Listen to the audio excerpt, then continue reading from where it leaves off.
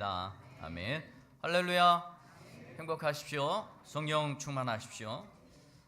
여러분 지금 손을 한번 보실까요? 여러분의 손에 쥐어진 것이 지금 무엇이 있습니까? 잘 따라해 주셔서 감사합니다. 혹시 손에 땀이 나고 계신가요? 자, 여러분 무엇을 쥐고 살고 있습니까?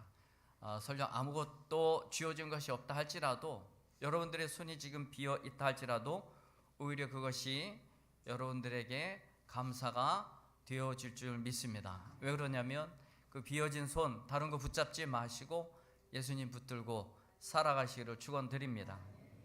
예수님의 이름과 하나님의 그 이름의 능력을 붙들고 살아갈 수 있게 되기를 축원드립니다.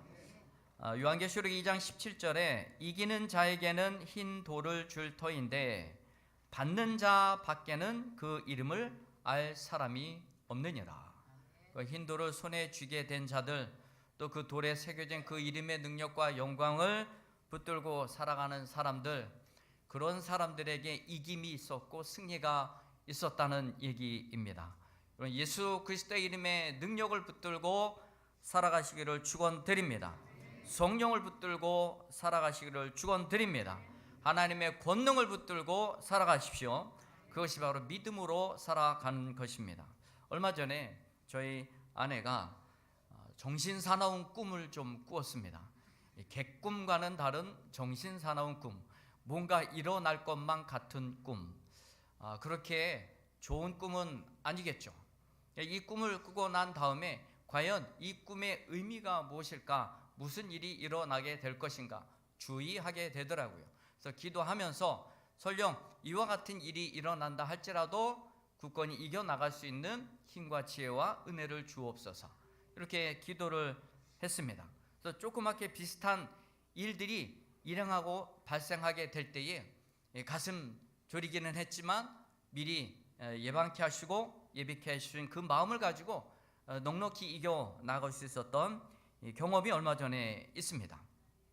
우리가 길몽을 꾸면 기대가 되지만 흉몽을 꾸거나 악몽을 꾸게 되면 그 악몽과 흉몽에 사로잡히게 되었죠.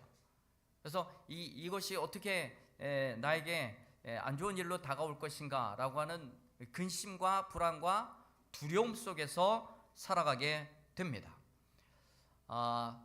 오늘 본문 이 말씀 가운데 요 비슷한 이야기가 등장을 하고 있고요.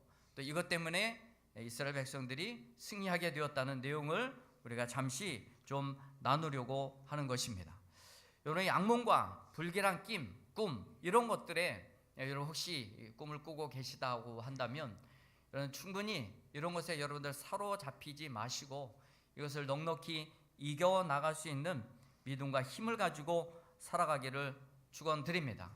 여러분이 꿈꾼 이 내용과 이 사실대로 조그만 일이라도 벌어지게 되면 얼마나 긴장이 되겠어요. 또 다리도 힘이 풀리게 되고 이제 나는 끝났나 보다, 이런 걱정과 근심에 휩싸이기도 합니다.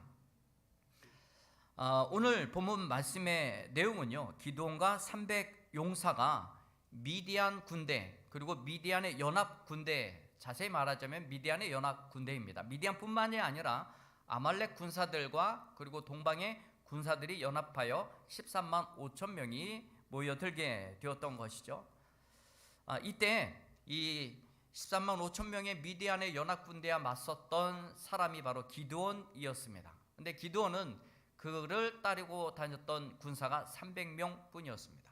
그래서 13만 5천 대 300명, 누가 봐도 게임이 안 되는 싸움인데, 그런데 이 게임이 되지 않는 싸움에서 말도 안 되게 300명이 13만 5천 명을 이겨버렸습니다. 과연 이 일이 어떻게 일어나게 되었는가라고 하는 것입니다.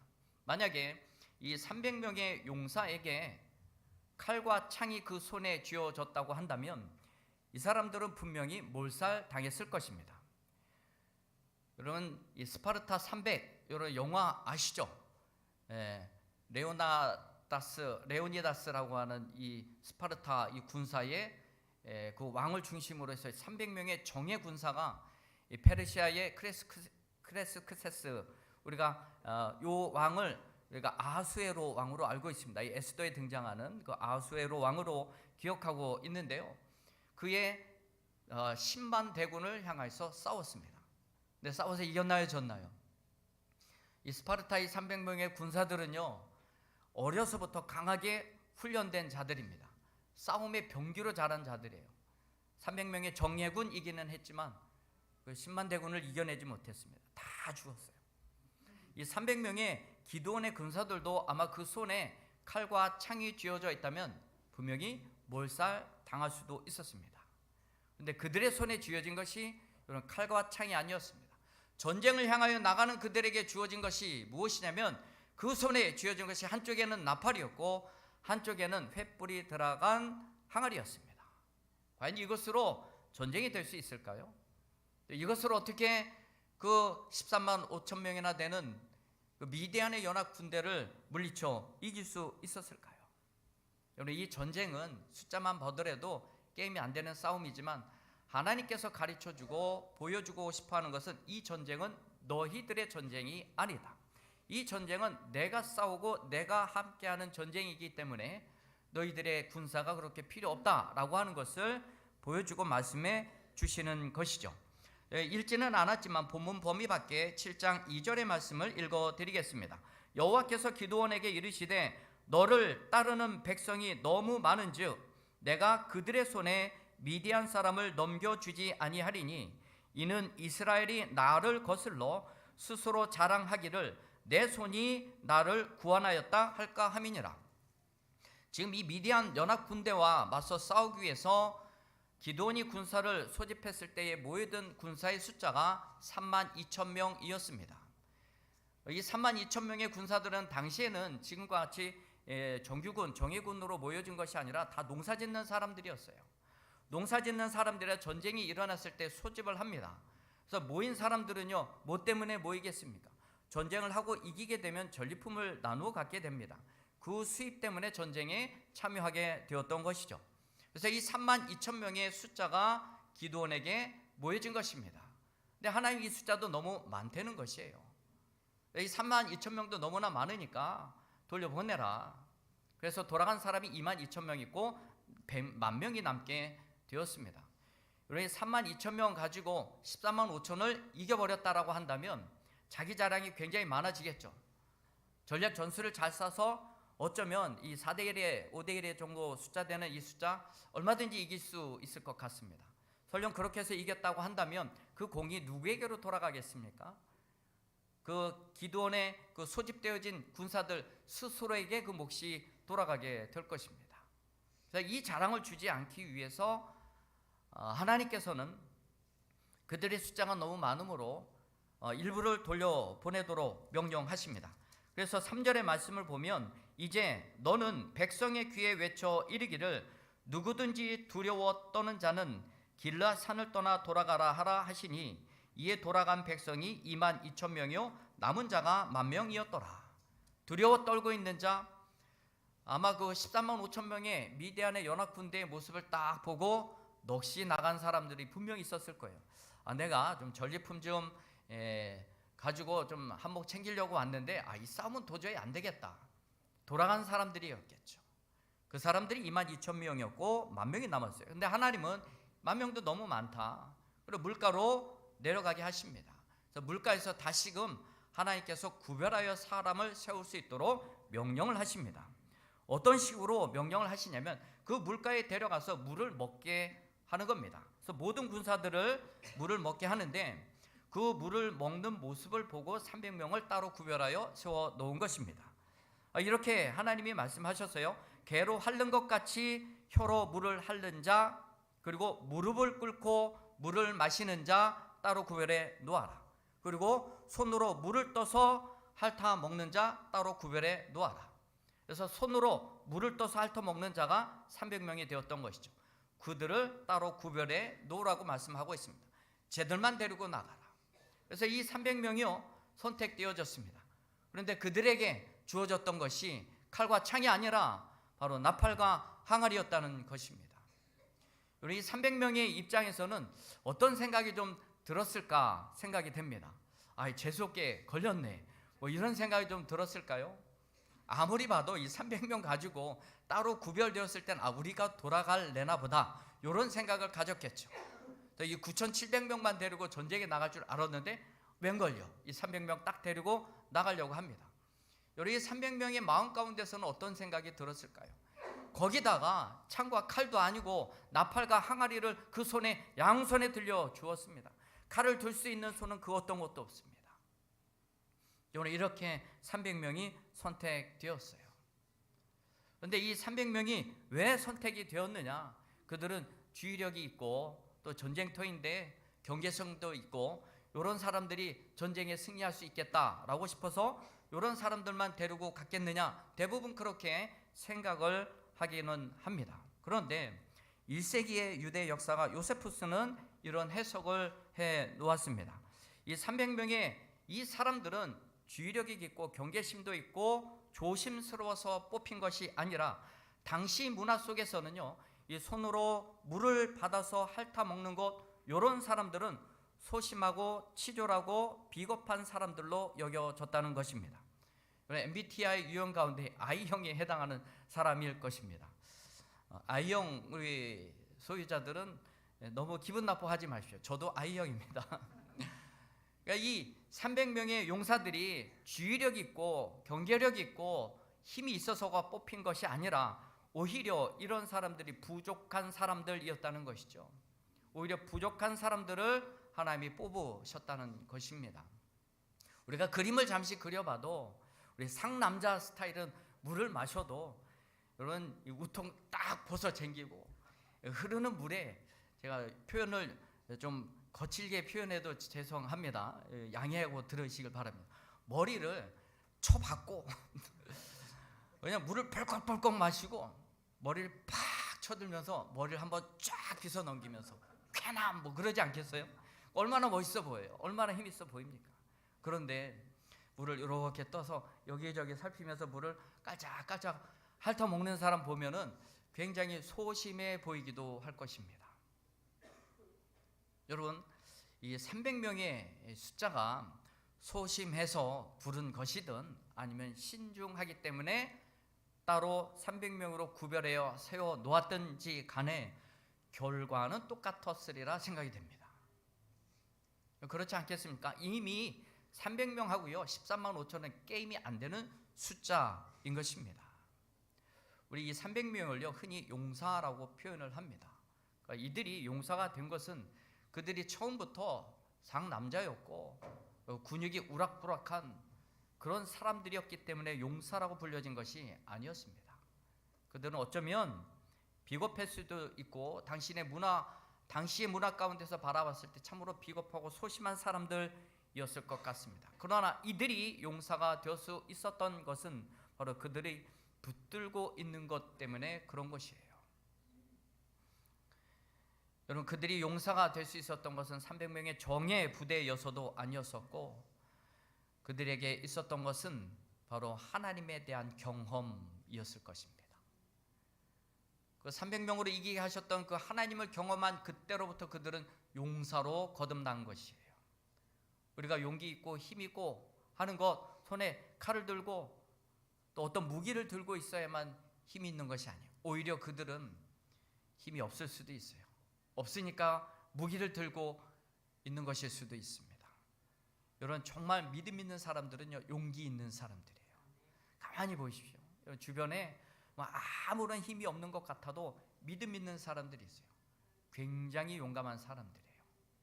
행하시는 일들 보면 정말 이걸 어떻게 할까 싶은 건데도요, 그들이 행하는 것을 보면 믿음으로 이루어 놓는 거 보면 어떤 열 장수 부럽지 않게 일을 해냅니다. 믿음으로 해내는 것이죠. 저는 이 믿음의 용사가 될 수 있게 되기를 주님의 이름으로 축원드립니다. 우리가 쥐어야 될 것이 바로 이건 것이에요. 300 용사들의 손에 쥐어졌던 것이 나팔과 항아리였지만 하나님의 명령에 순종한 것 아니겠습니까? 우리가 붙들어야 될 것은 칼과 창과 활이 아니라 우리가 붙들어야 될 것은 하나님을 향한 믿음인 것입니다. 여러분들의 두 손에 쥐어야 될 것이 바로 이 믿음이에요.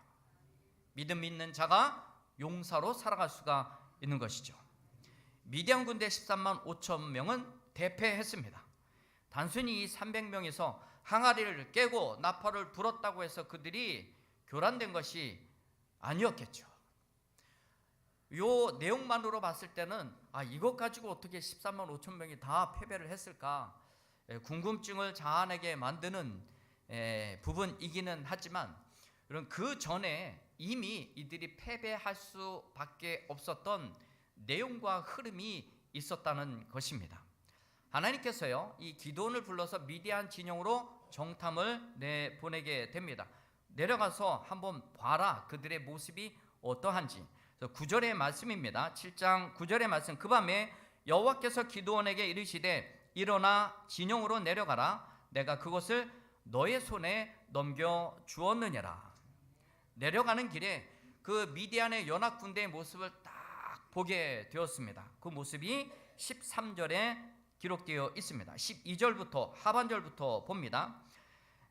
그들이 12절입니다. 미디안과 아말렉과 동방의 모든 사람들이 골짜기에 누웠는데 메뚜기의 많은 수와 같고 그의 낙타의 수가 많아 해변의 모래 같은지라. 이 기드온의 눈에 싹 들어온 미디안의 연합군대의 숫자를 이렇게 딱 보니까 메뚜기 같아요. 바다의 모래같이 수없이 깔려져 있어요. 그런데 요들이 전쟁을 눈앞에 두고 있는 이들의 모습을 보니까 그들은 모든 사람들이 골짜기에 누워 있었다, 이렇게 표현을 합니다. 전쟁에 나가고 전쟁을 준비하는 사람들이 칼을 갈고 있었던 것도 아니에요. 그들이 보초를 쓰고 또 전쟁을 하기 위해서 뭔가 전략 전술을 짜고 회의를 한 것도 아니었습니다. 그들은 다 지금 누워 있어요. 저는 이런 사람들을 이렇게 표현을 하고 싶습니다. 자빠져 있다. 자빠져 있다. 누워 있다라고 하는 이 단어의 원어의 뜻이요, 무너졌다 그리고 쓰러지다, 그런 뜻입니다. 사람이나 사물이 무언가에 의해서 넘어져 있는 모습, 그 모습을 기록한 단어입니다. 그러니까 지금 미디안의 연합 군대들은요, 누워 있는데 그냥 누워 있는 게 아니에요. 쉬려고 누워 있는 것이 아닙니다. 쓰러져 있는 거예요. 그들은 지금 쓰러져 있는 것입니다. 뭔가인지는 모르겠지만 그들이 지금 쓰러져 있고 넘어져 있는 것이에요. 가끔 바람이 불어서 간판이 힘없이 넘어가서 누워 있는 것을 가끔 보게 됩니다. 그런 모습인 거예요. 가끔 사람들이 가다가 정신을 잃고 쓰러지기도 합니다. 그런 모습인 거예요. 그러니까 미디안의 연합 군대가 지금 이렇게 누워 있다라고는 표현하지만 그 원어의 의미가 쓰러져 있다는 것입니다. 기드온이 그 모습을 보면서 사기가 일어났을 거예요. 우리가 분명히 이길 수 있다. 분명히 이길 수 있다는 확신을 갖게 되었을 것입니다. 그런데 더 나아가서 그 진영 가운데 있는 병사들끼리 주고받는 꿈의 이야기를 듣게 됩니다. 13절의 말씀입니다. 기드온이 그곳에 이른즉 어떤 사람이 그의 친구에게 꿈을 말하여 이르기를 보라, 내가 한 꿈을 꾸었는데 꿈에 보리떡 한 덩이가 미디안 진영으로 굴러 들어와 한 장막에 이르러 그것을 쳐서 무너뜨려 위쪽으로 엎으니 그 장막이 쓰러지더라. 한 병사가 꿈을 꾸었어요. 이 보리떡 한 덩이가 이 얼마나 큰지 이게 진영으로 막 굴러 들어온 것입니다. 그래서 이 진영의 텐트를 다 엎고 다 무너뜨린 것이죠. 이 꿈 이야기를 했을 때에 옆에 있는 친구가 지가 요셉인 줄 알고 친절하게 꿈 해몽을 해주게 됩니다. 14절에 이렇게 꿈 해몽을 해주게 되죠. 그의 친구가 대답하여 이르되 이는 다른 것이 아니라 이스라엘 사람 요아스의 아들 기드온의 칼이라. 하나님이 미디안과 그 모든 진영을 그의 손에 넘겨주셨느니라. 굉장히 요셉과 같은 친구죠. 대단한 친구인 것 같습니다. 그 꿈 이야기를 보리떡 한 덩이가 진영을 휩쓸고 들어가는 것을 해몽을 이렇게 해준 거예요. 그것은 바로 기드온의 칼이다. 기드온의 칼이다. 하나님이 기드온에게 그 칼을 주어서 우리 미디안을 그 칼에 다 넘겨준 것이다. 이렇게 해석을 해버렸네요. 요게 안 퍼졌겠습니까? 아마 누워지고 쓰러지고 자빠졌던 23만 5천 명의 미디안 군사들은 아마 이 이야기를 들었을지도 모르겠어요. 여러분, 이 꿈 이야기를 딱 듣게 되자 이 꿈이 그들에게 장애가 되었던 것이죠. 영적으로 올가매게 되었던 것입니다. 그러면 이와 같은 일이, 꿈꾸었던 일이 그대로 발생이 된다면 어떻게 되겠습니까? 정말로 화들짝 놀라지 않겠습니까? 근데 그 일이 벌어진 것이에요. 그 일이 벌어진 것입니다. 그러니까 이 기드온과 300용사가 그 손에 들려진 이 빈 항아리와 나팔을 들고 공격해 들어가기 시작합니다. 공격한 시점은요, 19절에 기록되어 있습니다. 기드온과 그와 함께한 한 100명이 이경초의 진영 근처에 이른즉, 이경초라고 이야기를 합니다. 이경이라고 하는 뜻은요, 원문에 밤의 중간, 그런 뜻입니다. 밤의 중간에, 그러니까 한밤중이라는 거예요. 어둠이 짙고 모든 사람이 다 잠들어 있었던 바로 그때, 이경의 그 초에 바로 100명의 군사들을 먼저 데리고 가서 나팔을 불어대고요, 항아리를 깨기 시작을 했습니다. 그게 신호가 되어서 다른 세 대로 나누었던 두 대의 200명이 동시에 나팔을 불고 항아리를 깨게 되었던 것이죠. 그러니까 항아리를 깰 때의 그 소리가 전차가 철병거가 들어오는 소리로 들리게 되었던 것이죠. 그들이 꿈 때문에 회자되었던 그 온 진영을 무력하게 만들었던 꿈의 내용이 있습니다. 그것을 해석할 때에 그것은 바로 기드온의 칼이다, 기드온의 칼이다. 그런데 이 기드온이 항아리를 깨고 나팔을 불며 쳐들어갈 때에 뭐라고 외칩니까? 20절입니다. 세대가 나팔을 불며 항아리를 부수고 왼손에 횃불을 들고 오른손에 나팔을 들어 불며 외쳐 이르되 여호와와 기드온의 칼이다, 기드온의 칼이다. 여러분, 이 기드온의 칼 얘기를 듣자마자 그냥 화들짝 놀라게 되었던 것이죠. 한참 잠자고 있는데 앞이 보이지도 않습니다. 깜깜한 가운데 기드온이 칼이다. 꿈꾸었던 대로, 어떤 병사가 꿈꾸었던 대로 지금 보리떡 한 덩이가 굴러 들어오는 것이에요. 화들짝 놀랐겠죠. 그들이 도망가기에 바빴습니다. 21절입니다. 각기 제자리에 서서 그 진영을 에워싸매 그 온 진영의 군사들이 뛰고 부르짖으며 도망하였느니라. 정신이 없는 것이죠. 그리고 계속된 22절의 말씀입니다. 300명이 나팔을 불 때에 여호와께서 그 온 진영에서 친구끼리 칼로 치게 하심으로 적군이 도망하였게 되었다. 여호와께서 그 사람들의 마음, 두려움에 사로잡힌 그 마음 그대로 갖도록 유지해 시켜 놓은 것이죠. 그래서 결국은 서로 자기들끼리 갑작스럽게 일어난 일과 외치는 기드온의 칼이다라고 하는 이 소리를 듣고요, 그 깊은 밤에 서로 칼춤을 추게 되었던 것이죠. 결국은 그래서 서로가 다 죽이고 해서 죽은 거예요. 기드온과 그 300용사들은요 칼 한 자루 쓰지 않고 이기게 되었던 것입니다. 우리가 쥐어야 될 것은 바로 이런 것이에요. 믿음인 것입니다. 하나님의 말씀인 것이에요. 기드온과 300명의 용사의 손에 쥐어진 것, 칼과 창이 아니었습니다. 그들은 하나님의 말씀이었고 하나님의 명령이었습니다. 여러분도 믿음을 쥐고 살아가시기를 축원드립니다. 주의 능력을 붙들고 살아가시기를 축원드립니다. 다윗과 골리앗의 싸움을 잘 아실 것입니다. 누가 봐도 싸움이 안 되는 상대였습니다.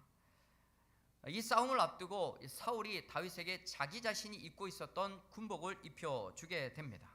이 자신의 그 사울의 왕의 군복을 다윗에게 입혀주었고, 다윗은 그것을 시험적으로 입어보고 몇 걸음 왔다 갔다 해보고, 아, 왕이시여, 이것은 내게 맞지 않습니다. 그래서 그 군복을 다 벗어버렸습니다. 칼도 다 버려버렸어요. 그 내용이 사무엘상 17장에 기록되어 있는데 39절과 40절의 말씀을 제가 읽어드리겠습니다. 다윗이 칼을 군복 위에 차고는 익숙하지 못하므로 시험적으로 걸어보다가 사울에게 말하되 익숙하지 못하니 이것을 입고 가지 못하겠나이다 하고 곧 벗고 손에 막대기를 가지고 시내에서 매끄러운 돌 다섯을 골라서 자기 목자의 제구 곧 주머니에 넣고 손에 물매를 가지고 블레셋 사람에게로 나아가니라. 그의 손에 쥐어진 것은 칼과 창, 군복 다 버려버리고요. 그는 손에 막대기 하나, 물맷돌 하나 딱 쥐게 되었던 것입니다. 여러분, 그가 손에 쥔 것은 막대기와 물맷돌이었지만 그의 손에 쥔 것은 단순한 물맷돌이 아니라 만군의 주 여호와 하나님의 이름이었다는 것입니다. 물맷돌과 막대기 하나를 들고 골리앗 앞에 다윗이 딱 섰을 때에 골리앗이 했던 얘기가 무엇이냐면, 야, 네가 나를 개로 아느냐? 네가 나를 지금 개 한 마리 때려잡을 심상으로 그렇게 나왔느냐? 우습게 여기는 것이에요. 그때 다윗이 이렇게 이야기를 합니다. 나는 네 앞에 창과 칼과 단창으로 나가는 것이 아니라 만군의 주 여호와 하나님의 이름으로 나가노라. 다윗은요, 그가 들고 있었던 칼, 창 다 내려놓고요, 막대기 하나, 물맷돌 하나, 그거 쥐고 나갔어요. 그러면서 그거 하는 얘기가, 내가 이것을 비록 물맷돌 하나 쥐고 있지만 이거는 만군의 주 여호와 하나님의 이름이다. 다윗이 블레셋 사람에게 이르되, 제가 사무엘상 17장 45절부터 말씀 읽어드립니다. 너는 칼과 창과 단창으로 내게 나오거니와 나는 만군의 여호와 이름 곧 내가 모욕하는 이스라엘 군대의 하나님의 이름으로 내게 나아가노라. 오늘 여호와께서 너를 내 손에 넘기시리니 내가 너를 쳐서 내 목을 베고 블레셋 군대의 시체를 오늘 공중의 새와 땅의 들짐승들에게 주어 온 땅으로 이스라엘에게 하나님이 계신 줄 알게 하실 것이다. 우리가 주어야 될 것은 무엇이냐면 바로 하나님의 그 이름의 능력인 것입니다. 여러분, 우리가 하나님의 이름으로 거듭난 백성들을 의인이라고 이렇게 이야기를 합니다. 내가 실질적으로 의로서가 아니라 이 신칭의, 우리도 의롭다 인정함을 받고 법적으로 선언을 통해서 의인이 됐습니다. 우리가 살아나가야 될 삶의 방법이 무엇이냐면 성경은 분명하게 이야기를 합니다. 의인은 믿음으로 말미암아 살리라. 우리가 살아가야 될 삶의 방법은 믿음으로 말미암아 살아가는 거예요. 그러니까 이 이야기를 사도행전에서 인용을 하기는 했지만 먼저 이 이야기를 한 사람은 하박국이었습니다. 하박국에게 하나님이 주신 말씀이었던 것이죠. 정확하게 이야기를 하자면 이 갈다인들이 이스라엘 백성들을 괴롭히는 거예요. 그때 하나님이 이렇게 이야기를 합니다. 저 갈대아인들은 저희들의 힘을 저희들의 신으로 믿고 살아가지만 너희들은 의인이 아니냐. 그럼 의인은 믿음으로 말미암아 살아야 된다. 우리가 살아가야 될 방법은 내 힘과 내 힘을 내 신으로 삼고 살아가는 것이 아니라 우리는 믿음을 붙들고 살아가야 되는 자들이어야 한다는 것입니다. 의인은 믿음으로 말미암아 살리라. 믿음을 가지고 살아가는 것뿐만이 아니라 믿음을 가지면 진짜 살게 됩니다. 그렇게 살아가셔야 되는 거예요. 여러분의 손에 무엇이 쥐어져 있습니까? 몇 번 안 되는 재산 있습니까? 여러분, 권력을 쥐고 있나요? 명예를 쥐고 있나요? 그것이 나를 살릴 것 같죠. 때로는 내가 놓기 싫어하는 것이 있어요. 이것은 내 최후의 자존심입니다. 하나님, 이거 건드리지 마세요. 나 이거 없으면 나 죽습니다. 자존심 가지고 꼭 붙들어 내려가는 것이 있어요. 그러나 그것이 나를 살리는 것이 아닙니다. 오히려 그것을 내려놓아야 내가 살 수 있는 길이 열리는 것이고 나를 살리시는 주의 능력을 붙들 수 있게 되는 것입니다. 아프리카에서 원숭이를 잡을 때 아시지 않습니까? 여러분, 단지에다가 손 하나 딱 들어갈 만한 입구에다 사탕을 넣게 되면 그것을 먹으려고 원숭이가 손을 딱 집어넣어요. 한 움큼 딱 집으면 이 항아리 단지에서 손이 빠지질 않아요. 그것을 먹으려고 했어요. 사람이 잡으러 옵니다. 그거 놓고 손 빼고 달아나면 사는데 그렇진 않아요. 원숭이가요, 그걸 꼭 붙들고 있어요. 그거 먹고 살라고. 여러분, 우리 인생이 그렇습니다. 요거 놓아야지만 살 수 있는 것이 분명히 있습니다. 여러분, 인생 가운데, 삶 가운데 요거 하나씩은 분명히 있어요. 하나님, 요거 건드리지 마세요. 요거 없으면 나 죽습니다. 아니요, 그거 내려놔야 삽니다. 내려놔야 여러분들이 믿음으로 주의 이름의 능력과 영광을 붙들고 살아야 살 수 있다는 것입니다. 기드온에서 그 300용사에게 주어졌던 그건 하나님의 명령이고 말씀이고 믿음이었습니다. 오늘 여러분들이 쥐고 있는 것이 무엇이든지 여러분들 그것 가지고는 잠시의 유익은 있을 수는 있겠지만 승리는 얻지 못합니다. 여러분 모든 것을 다 내려놓고 하나님께서 말씀하신 대로 믿음을 붙들고 승리하는 삶이 될 수 있게 되기를 주님의 이름으로 축원드립니다. 기도하겠습니다.